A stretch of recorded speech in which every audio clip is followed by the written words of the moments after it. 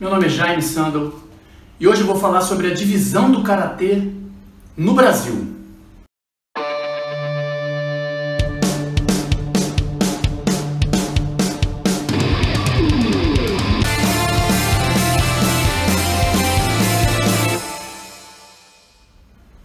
Há um tempo atrás eu fiz um vídeo explicando por que o Karatê se dividiu no mundo. Para quem não assistiu, eu vou deixar aqui o link na descrição. Agora eu quero falar sobre por que o Karatê se dividiu no Brasil. E é uma história bem diferente da divisão a nível mundial. E de certa forma, até mais triste. Por que eu digo triste? Mais triste, né? A divisão para mim é sempre triste. Mas por que no Brasil foi mais triste do que no mundo? Porque a divisão mundial, para quem viu o outro vídeo, sabe bem disso. A divisão mundial foi já lá na gênese do Karatê, principalmente das competições mundiais, né? A partir do segundo campeonato mundial já deu briga e ali já começou a dividir. No Brasil não foi assim. Então o segundo campeonato mundial foi lá em 1972 e já começou a dividir dali. Na década de 70 já começou uma divisão que se aprofundou na década de 80. Mas no Brasil aconteceu uma coisa bem diferente. Não se podia organizar um campeonato de Karatê porque não havia ainda uma confederação, uma federação, uma organização que o Ministério do Esporte permitisse que organizasse uma competição. Então o Karatê entrou através da Confederação Brasileira de Pugilismo para poder organizar suas primeiras competições. O primeiro campeonato brasileiro de Karatê aconteceu em 1969, organizado pela Confederação Brasileira de Pugilismo. De 69 até o final da década de 80, todos os campeonatos foram unificados. Ainda eram regidos sob a Confederação Brasileira de Pugilismo. Na verdade, era só para ter um parâmetro legal, porque quem organizava a competição era o pessoal do Karatê. E o Karatê era um só. Então vamos imaginar, na década de 70, quando o Karatê estava se fragmentando no mundo, aqui no Brasil não, era um só. Então só tinha um campeonato brasileiro com apenas um campeão. Isso produziu uma série de ídolos, conhecidos nacionalmente. Hugo Arrigoni, Ronaldo Carlos, Paulo Góes, a família Caribé inteira, Djalma, Dorival, Denilson Caribé, Sensei Juarez Alves, Jacaré, Watanabe, Sasaki, Enio Vezuli, Robson Maciel, enfim, eu podia ficar aqui falando um tempão. Eles foram ídolos nacionais, saíam em jornal, saíam em capa de revista especializada sobre luta, existia uma revista chamada Karatê. Tamanho era o mercado dessa arte marcial. Claro, porque era um só. E a união, gente, faz a força. É uma frase antiga, é um lugar comum, mas é verdade.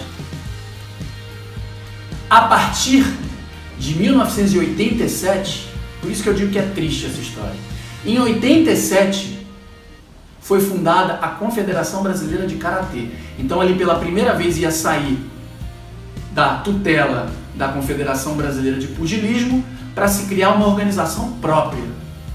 Pois bem, foi exatamente ali que já começou a dividir. Porque no mesmo ano, 1987, também foi fundada a Confederação Brasileira de Karatê Tradicional.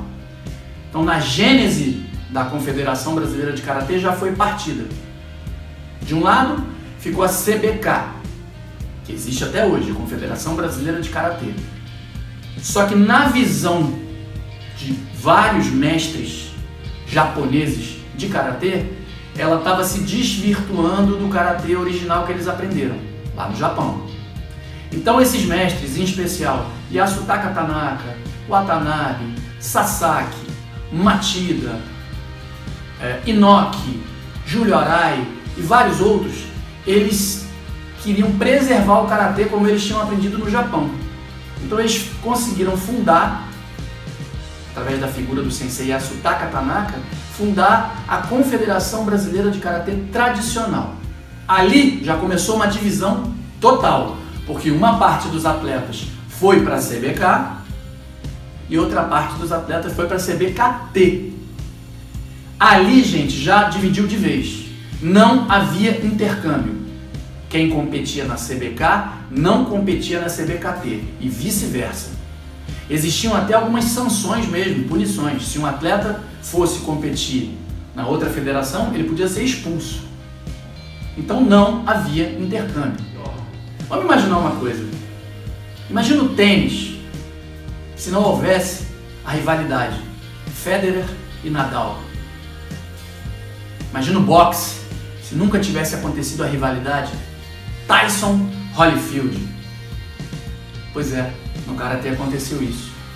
No Karatê, nós nunca pudemos ver uma rivalidade entre o Altamiro Cruz, o Didi e o Vladimir Zanca. Dois verdadeiros terrores. O Didi na CBK e o Zanca na CBKT. A gente nunca pôde ver esse confronto. A gente nunca pôde ver Caio Delia contra Shinzo Matida.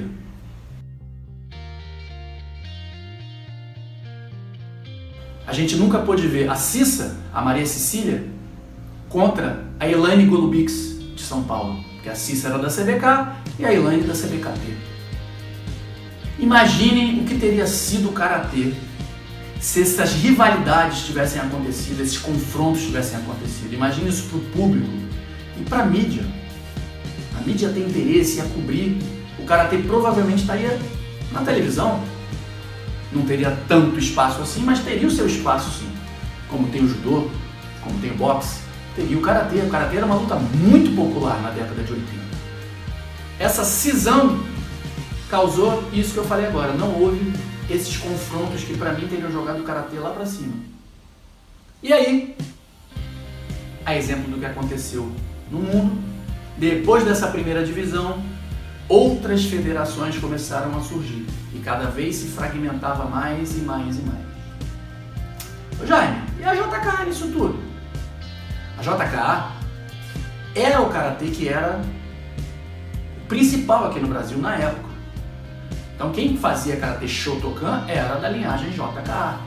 Os professores eram ligados à JKA.